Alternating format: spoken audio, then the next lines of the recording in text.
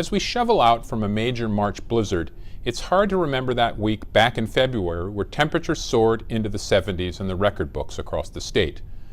Beyond a couple of anecdotes, it's clear that our climate is changing and that this should be a cause of concern. In Vermont, the tourism and recreation industries are important components of GDP. The 2014 Vermont Climate Assessment Report notes that within 30 to 40 years, most winter precipitation will fall as rain and result in shorter-lasting snowpack and snowfall.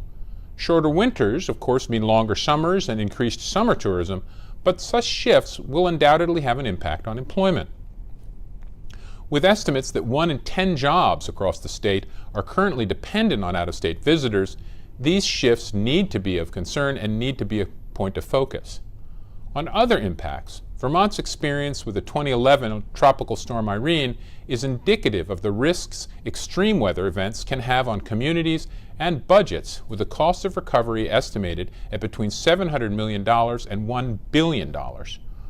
With global greenhouse gas emissions since 1900 having increased nearly 1,600%, it cannot be dismissed as simply a cycle of planetary warming. My main message here is that this challenge is not 100 years down the road. It's happening now. What is the solution? The United Nations Framework Convention on Climate Change's Paris Agreement goes some distance here.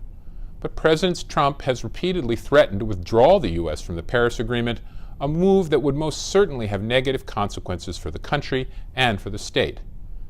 The weight of evidence shows that climate is changing, and it is happening, and this will escalate regardless of one's ideological leanings or questions on its anthropogenic origins.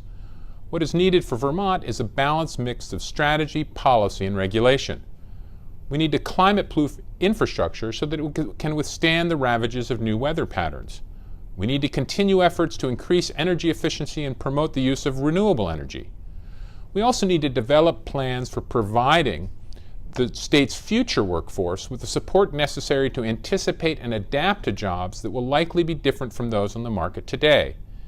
And finally, in a state that is already known for high taxes, I know that tax is not a popular word, but sensible tax policy, including the possibility of a carbon tax, will have to be part of any plan. This said, any climate-related taxes should be considered only as part of an overall rationalization of tax policy, not just tacked on as another tax Vermonters have to pay. I know that this seems like a lot to absorb, particularly when it is difficult to accurately predict future impacts. Nevertheless, with a significant share of the state's economy and budget vulnerable to changing weather patterns, this is an issue we can't afford to ignore either. Thank you.